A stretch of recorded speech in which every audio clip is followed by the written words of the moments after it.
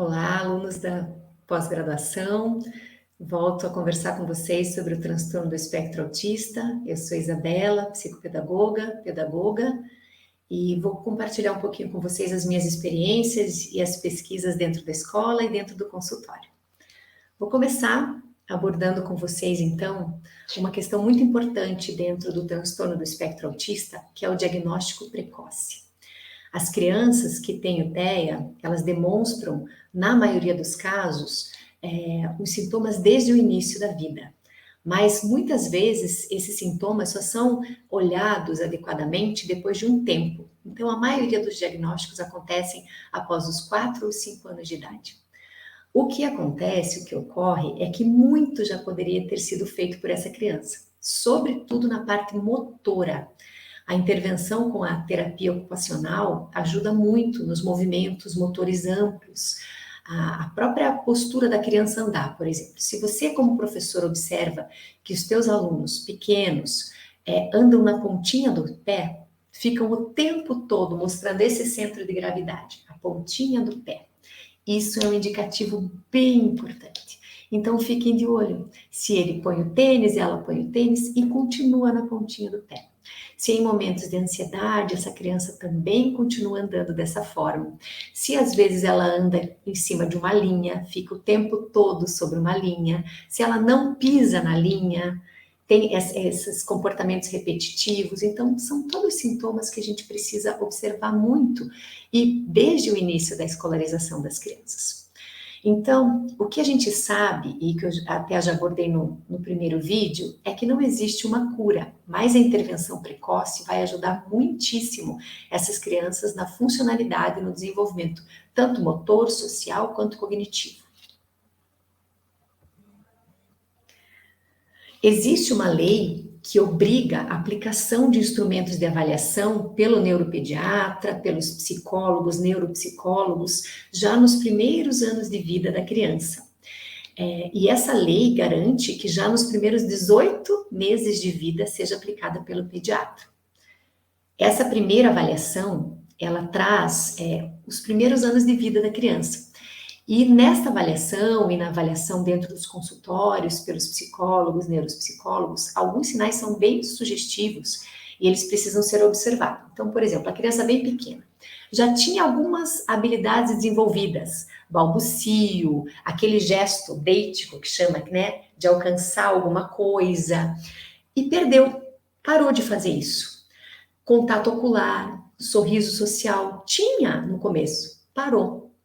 Uma outra característica é perceber um som, existe um som no ambiente, mas a criança não se volta para ele. O natural das crianças pequenas é ter um barulho, um apito, qualquer coisa, ligou uma televisão, um rádio, a criança se volta. As crianças com o TEA não fazem isso. Algumas não apresentam sorriso social, algumas não têm contato ocular, dificilmente seguram, sustentam o olhar enquanto olham para você, mas algumas sim. Algumas apresentam, que entra naquele leque que eu falei para vocês no nosso primeiro módulo, né, no nosso primeiro encontro. Porque são diferentes as formas que essas crianças se desenvolvem e mostram. Então, também acontece das crianças ficarem fixas em objetos, mas não nos humanos. A pessoa pode estar na frente dela fazendo micagem, aquelas brincadeiras, esconde o rosto, mostra o rosto. E a criança pequena, geralmente ela sorri, ela tenta pegar da tua mão aquele paninho que você pôs, tenta pegar a tua mão e tirar do rosto para te enxergar. As crianças com TEA não fazem esse movimento. Você vai no berço, você vai perto da criança, faz um monte de brincadeiras e ela não tem as mesmas reações.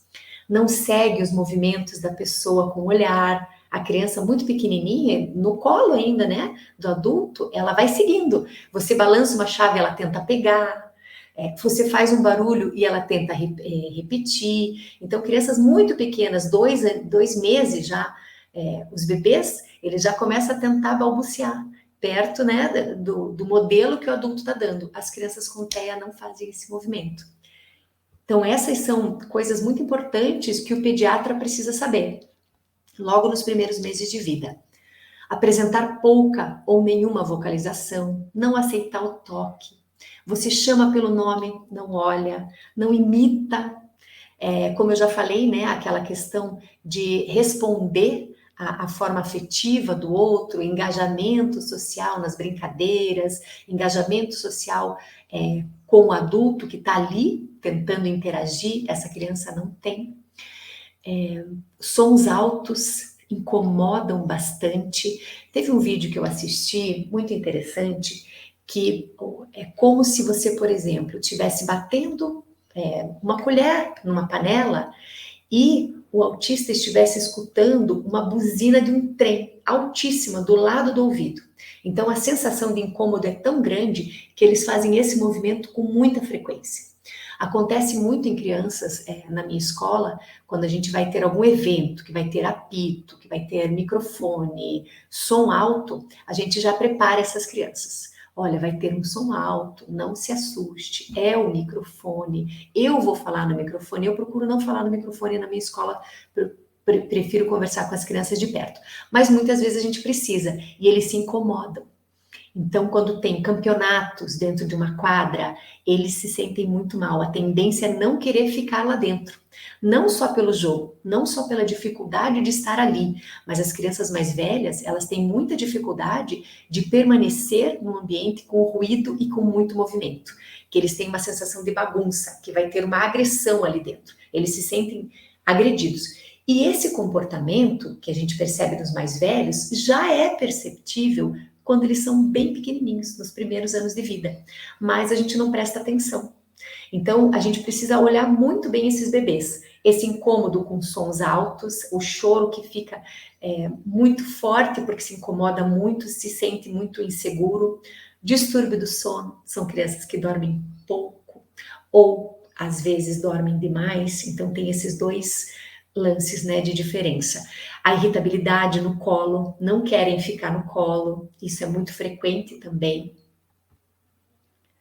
E a criança com TEA, por muitas vezes, como eu já citei, né, ela apresenta problemas sensoriais, então hipersensibilidade. Hipersensibilidade ao toque, encostou, dói muito.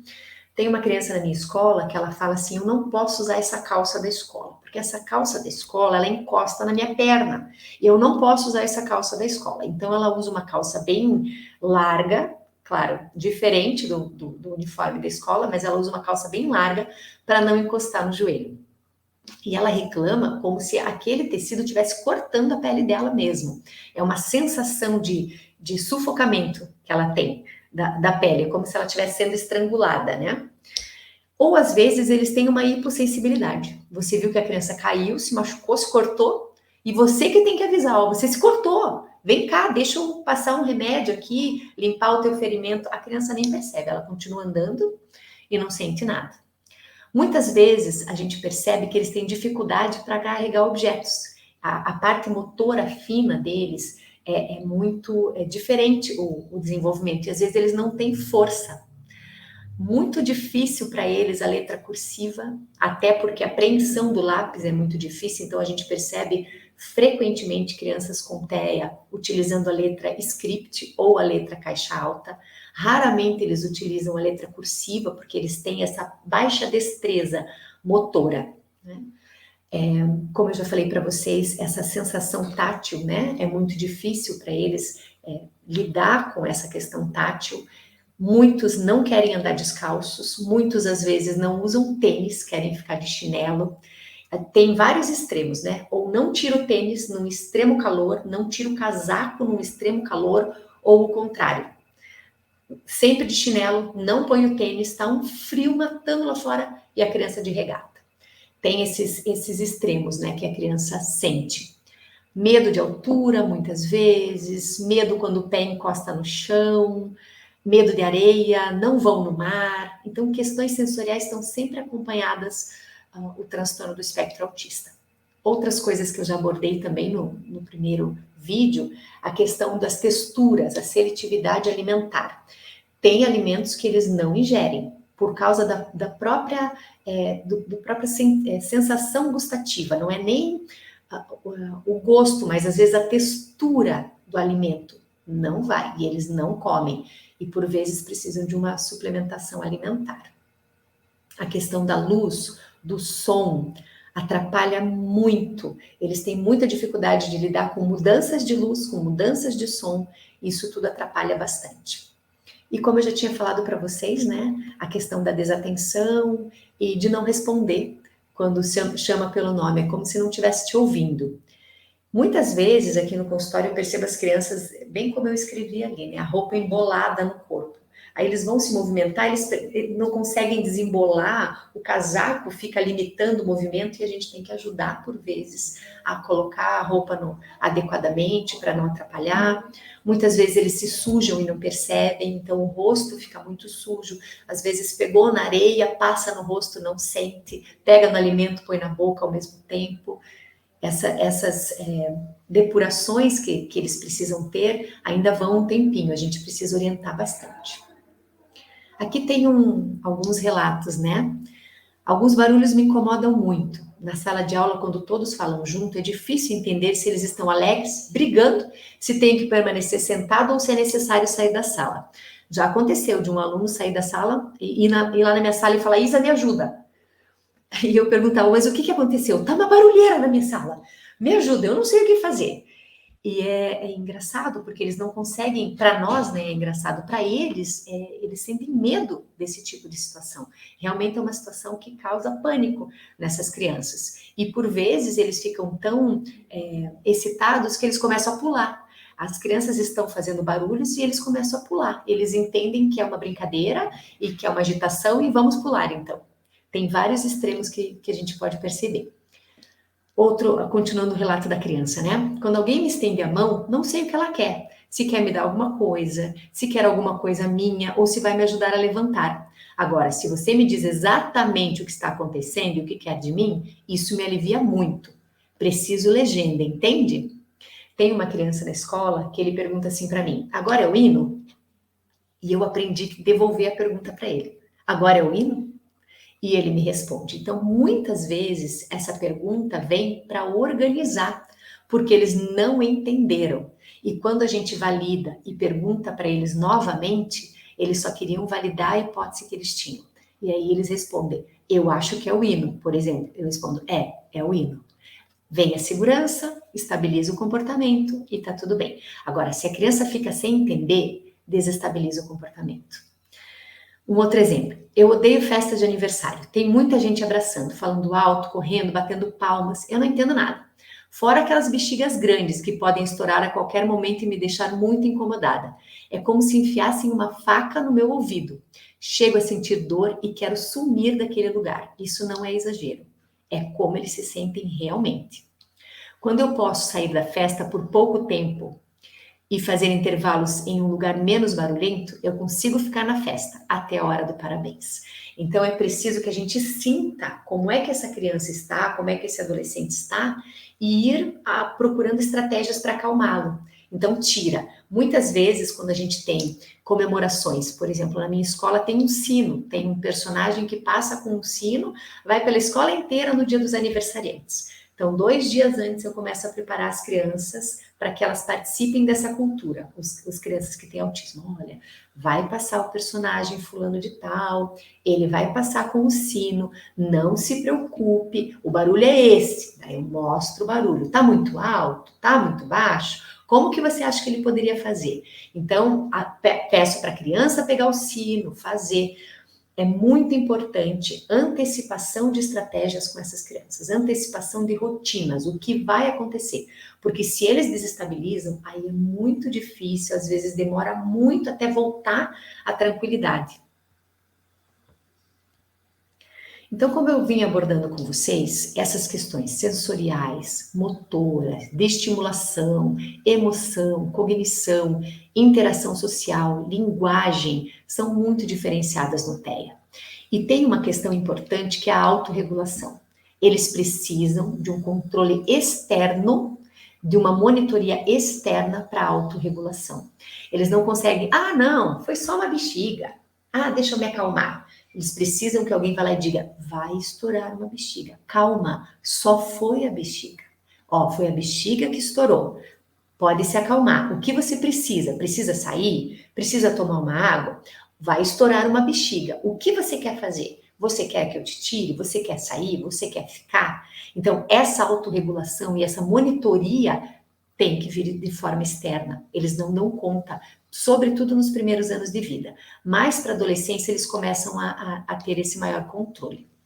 Alguns problemas comportamentais aparecem, principalmente, como eu já tinha abordado, pela dificuldade de linguagem. Então, por vezes, acontecem chutes, empurrões, mordidas, fora de uma idade onde a mordida é aceitável, né? Que aos 2 anos eles se mordem muito dentro da escola, se mordem muito, um irmãozinho morde o outro, enfim. Mas as crianças que têm o TEA, por vezes, elas têm esse comportamento mais tardiamente. E por isso a gente chama de problemas comportamentais, que precisam do auxílio da mediação do adulto. Algumas características físicas a gente percebe também, sobretudo como eu expliquei para vocês, essa questão de andar na ponta dos pés, que são questões que são muito específicas das crianças com TEA. E alguns problemas médicos, então, como eu falei para vocês, a epilepsia, que é muito comum nas crianças com TEA. Enfim, existe uma série de observações que são muito importantes, tanto para o professor, quanto para a família, quanto para a equipe multidisciplinar. Quando a gente pensa numa criança com transtorno do espectro autista, num adolescente com transtorno do espectro autista, não dá para a gente pensar em uma única avaliação, em uma única observação. Mas o papel do professor, o papel da escola é crucial. O papel da família é crucial. Essas duas comunidades que a criança está, né? As primeiras que ele participa definem todo o resto da trajetória dela. Então, esse olhar atento é muito importante. Depois, quando entra a equipe multidisciplinar, pediatra, neurologista, psiquiatra, psicólogos, enfim, TO, que vai ter que entrar na questão motora muitas vezes, fonoaudiologia, entram para ajudar no trabalho terapêutico, para ajudar essa criança no seu desenvolvimento. Mas, sobretudo, se houver um diagnóstico precoce, esse trabalho todo é muito mais qualitativo. Muitas testagens são feitas por profissionais, né, ao longo da trajetória foram criados vários, a maioria deles são específicas à área da saúde, sobretudo pediatras e neuropsicólogos e psicólogos. Aqui tem uma lista de algumas dessas avaliações que são específicas para o diagnóstico do TEA. Então, a escola não diagnostica uma criança com transtorno do espectro autista. Ela ajuda os profissionais específicos a fazerem essa avaliação. Então, todo profissional que vai fazer uma avaliação comunica-se com a escola e comunica-se com a família. Um dos primeiros recursos é a anamnese, onde é feita a pergunta para a família, pergunta para a escola e perguntas muito específicas sobre todas essas questões que eu vim colocando para vocês. Questões específicas de rotina, de sono, alimentares, bem como eu já venho trabalhando com vocês. E essa anamnese, ela é fundamental. Depois que a anamnese foi feita, que essa entrevista tanto com a escola quanto com a família, define-se quais vão ser os instrumentos de avaliação. Eu citei alguns aqui nesse slide, vocês vão ver que todos eles estão explicados no nosso material escrito também, que apoia esse módulo, mas um deles eu não coloquei, que é o VISC, que é a Escala Wechsler de Inteligência para Crianças. Esse é um instrumento muito utilizado no Brasil pelos psicólogos. Ele tenta quantificar, mas hoje já existe uma linguagem mais qualitativa de como está a inteligência das crianças. Para alguns autistas, algumas pessoas dentro do espectro autista, esse é um bom instrumento a ser aplicado, mas para outros ele é muito difícil de ser aplicado, sobretudo se a criança não tem a oralidade. Então ele tem uma abrangência um pouco mais limitada. Mas aqui no Brasil, muitos psicólogos utilizam bastante esse instrumento. Ali ao lado tem um exemplo, né, do MCHAT, que é um dos questionários que é enviado para as famílias, com algumas questões que as famílias respondem sim ou não. No material escrito a gente aprofunda um pouquinho mais todos esses testes. Mas eles não são feitos, como eu já falei, por professores, nem pelas famílias. Cada um deles tem uma especificidade. Então, alguns testes são aplicados por psicólogos, por neuropsicólogos, outros somente por pediatras. E essa especificidade vai vir à medida que a anamnese é feita, e depende também da idade onde a criança foi procurar esse atendimento, da família procurou atendimento para a criança. Então, eu volto a enfocar. O diagnóstico precoce é o melhor, porque aí você consegue ter uma trilha de acompanhamento da vida dessa criança desde o início e consegue-se muito melhores resultados funcionais, né? Existe algo dentro do diagnóstico do TEA chamado diagnóstico diferencial. O que acontece? Uma pessoa com transtorno do espectro autista, ela apresenta muitas características que outras dificuldades também apresentam. Então, por exemplo, um déficit auditivo, ela parece apresentar um déficit auditivo, principalmente quando faz esse movimento, principalmente quando não te escuta, mas o que difere é que as crianças que têm somente o déficit auditivo, que não têm o TEA, elas vão melhorando a socialização. O mesmo caso da deficiência intelectual. A deficiência intelectual melhora o quadro da socialização com o tempo. Uma criança com TEA, ela permanece com dificuldades de socialização. Ela consegue interagir melhor pela necessidade, mas continua com essa dificuldade.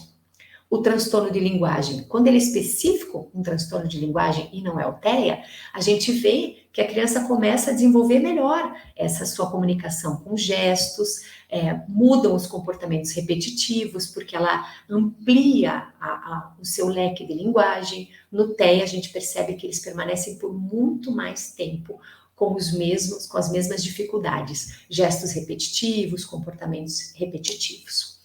Uma criança com, por exemplo, hiperatividade e déficit de atenção, não ocorre essa dificuldade na comunicação social, muito pelo contrário, eles têm uma facilidade, querem falar com todo mundo, as crianças que têm esse comportamento mais hiperativo. Então, a gente percebe que o diagnóstico diferencial é muito importante, porque, por vezes, uma criança com TEA, que precisa de um acompanhamento tão específico, fica sendo vista como uma criança hiperativa, e aí ela não recebe todo o suporte necessário durante a escolarização dela. Então, esse diagnóstico diferencial é muito importante e precisa ser feito fora da escola, em parceria com a escola, mas fora da escola. Transtorno de ansiedade também, tem várias crianças, vários adolescentes com transtorno de ansiedade, mas as terapias costumam minimizar esses sintomas. Já uma criança com TEA, os mesmos gatilhos vão gerar ansiedade. Então, o barulho vai continuar gerando ansiedade, claro que eles vão ter outras respostas, mas eles permanecem por muito mais tempo.